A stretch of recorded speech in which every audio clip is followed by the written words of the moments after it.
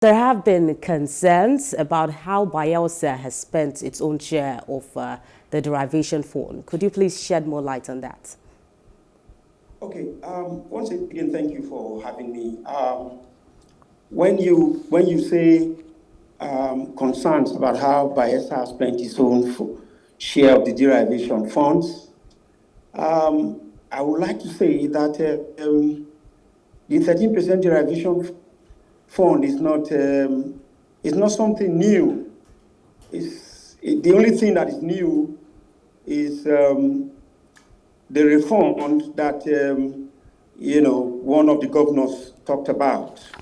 Other than that, all oil producing states have been receiving the derivation funds from, I think from 1999 up till now.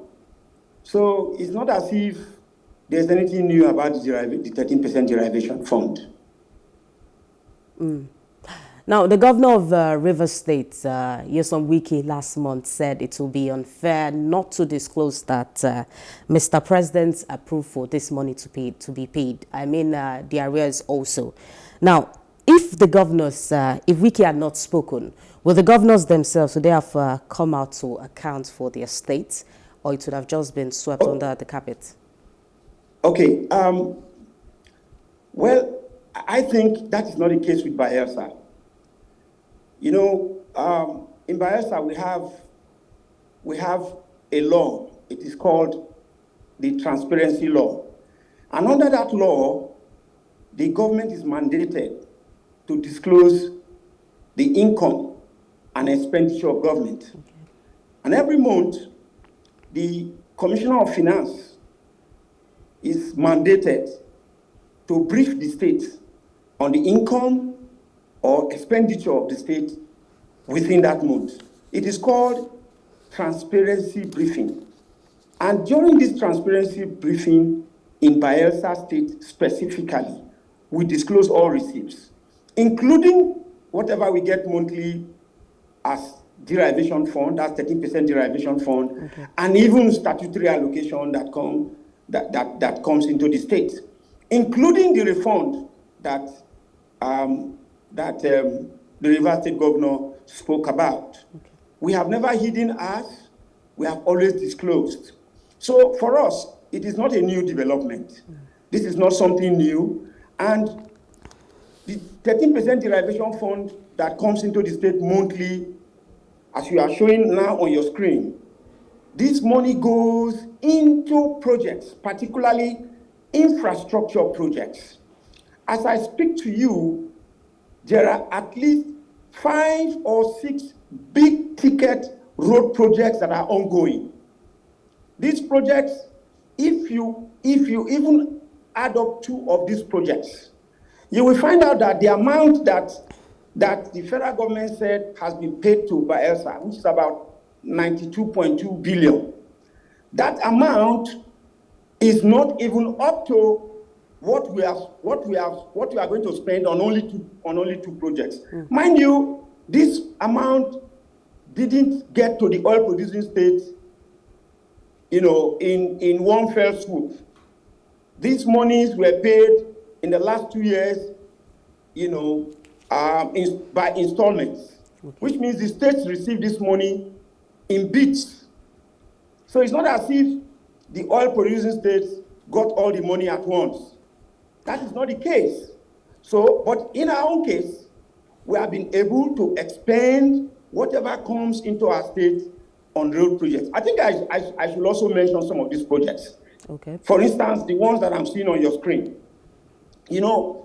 This government has embarked on a project that has been on the drawing board for more than 70 years, right into the days of colonialism, right into the colonial era. A project that was conceptualized in that time that didn't leave the drawing board. It is this government of His Excellency Senator Doyediri that has started this project. It's called the Nembe Brass Road. This road is a 21-kilometer road that we have started the first phase. The first phase alone has 10 bridges. As I speak to you, this is the road that is being shown on the screen now. This road has been fully cleared. The whole of the 21 kilometers has been cleared. What is now, the next stage is to go into sand filling of the road. Now, this project will span about 3 years, about 36 months. All right. And it's going to clock about 54.1 billion, 1 billion naira. Now, when you look at only the Nembe Brass Road alone, I want you to also look at that terrain. Though we no longer talk about the terrain, even though it's an issue for us. But the Bayelsa state government, under this administration, has embarked on roads that are not just 2 kilometers, 5 kilometers. The shortest distance of the roads that I can tell you among these big ticket projects is 10.2 kilometers. All right, we don't have enough time. I just need to go to this. Your governor said Bayelsa State was underpaid. On what grounds do you think the government decided to pay Bayelsa lesser than other states? Well, you see, I think the Commissioner for Finance is in a better position to give out those details. Okay. But what I know is that, and what I can confirm to you is that we got these monies in bits. So what about the arrears? What about the arrears? Have they been paid? Yes, that's what I'm telling you. We received ours just like every other state. Okay. But you know, they are in three folds. You have also that of the Shopee funds that were also refunded. Okay. I think that one is about 4.7 billion. You also have another one, the one on the, I can't remember it now, that one is about 11.6 billion. Okay. When you add up all of this, it's about 103 billion in total, about 100 and something billion. The local governments also got their own share of about 26 or 28 billion. But that money for the local government is not for the state government. That money goes directly to the local government. Because in Bayelsa, the local governments are autonomous. In fact, it's one of the states in Nigeria where local governments enjoy absolute autonomy. So, in the case of Bayelsa, you know, we have a peculiar terrain. You know, Bayelsa is the most riverine state in Nigeria. But we have a major challenge of linking up our rural communities. So what this government has focused, you know, on doing is to ensure that we build roads to our riverine communities. That is why today, the 3 senatorial roads in the state you have road projects linking the three senatorial districts of the state. And all of these projects will take you to the Atlantic Ocean, whether in the Bayelsa Central or in Bayelsa East or in Bayelsa West. In Bayelsa West, you have the Sagama-Ekeremo Road, which will eventually take you to Age, where you have the Atlantic Ocean. In Bayelsa East, you have the Nembe Brass Road, which will take you to Brass. That's where you have the Ajib oil terminal in Brass, where you have the Atlantic Ocean. You also have the Bayelsa Central Road, where you have the Yenagwa-Okroma Road, that takes you all the way to Kubie, all the way to Furupa, and the rest. That is also part of the Atlantic Ocean. It might also interest you to know that the Yenagwa-Okroma Road, Okroma is the local government headquarters of one of the most productive oil local governments in Nigeria today. You have most of the oil wells, you know, in southern Ijaw local government area. But the headquarters of that local government, there's no road to it. It's this government that has built a road today. The road has reached Angiama. All right. For you to get to Okroma, it will take you up to maybe about an hour, 40 minutes to an hour to get to Okroma, local government headquarters by foot.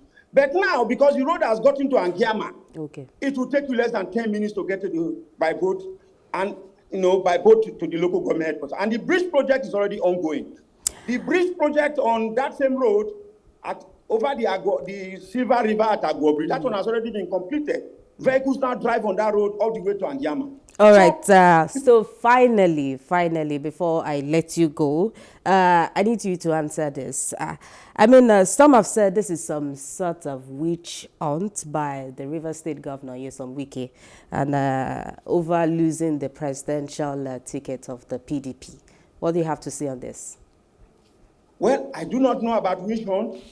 I do not even know about witches. Okay. All I know is that as a Christian, if you have those kind of challenges, and you believe in God, you pray, you'll be able to overcome those devices. I only speak for my governor. I'm not a governor myself. But all I can tell you is that whatever it is that is happening in the PDP, I think it is politics. Okay. You know, the party will overcome it going forward as we move towards the election. Some of these things will be cleared. And I believe that the unity that we desire in the party, you know, we will get it. And everyone that feels aggrieved, I believe that they will eventually shift their swords, because we need to have a united house for us to be able to win the elections in February next year. Well, Daniel Alabrah is the Chief Press Secretary to the Bayelsa State Governor. Thank you so much for joining us on the news tonight. Hello, hope you enjoyed the news. Please do subscribe to our YouTube channel and don't forget to hit the notification button so you get notified about fresh news updates.